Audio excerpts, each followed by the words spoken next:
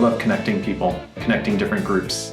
I like to think that I live in between the interstitial space, in between entities, between different types of people. I often think of myself as the bridge between different cultures, between East and West, North and South, different religions. And I feel like that's my strength, and that's where I like to be.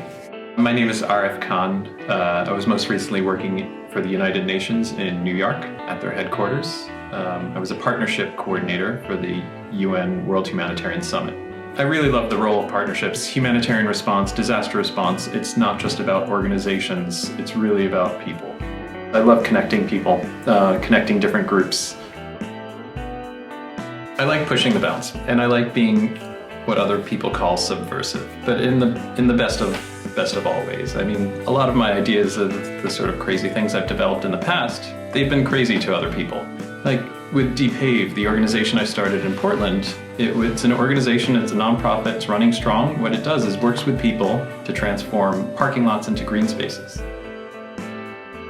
I was working at the UN, it's Midtown Manhattan at the UN headquarters, and I looked at the land behind the UN and I thought, what a waste. This is a great place. The UN is an incredible place where people from 193 countries come to meet. There's no place like it in the world. And I thought they have like gravel and some grass, and there's a rose garden, it's very nice, but I thought, wouldn't it be great if we grew food on this land? And of course I had the same thing, people telling me, well, why would you do that? That's you're not supposed to grow food in cities. I thought, what a great reason to do this. The project that I started there at the UN, it's great, it's going strong. We're composting food scraps from the cafeterias. We're growing food which we're giving away to people. But most important, that brings people together.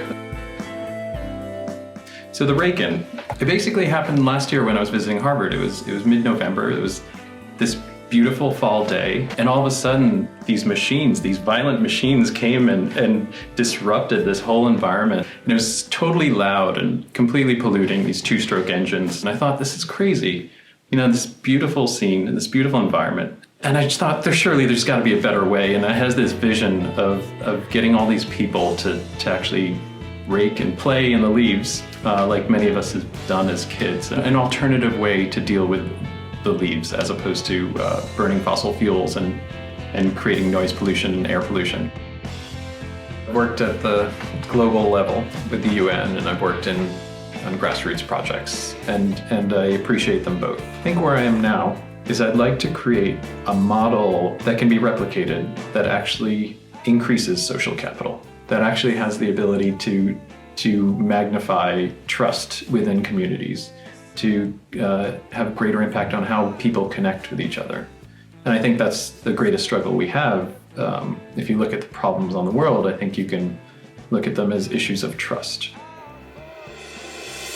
When I read about the Loeb Fellowship, I just thought, this is too good to be true. This is amazing.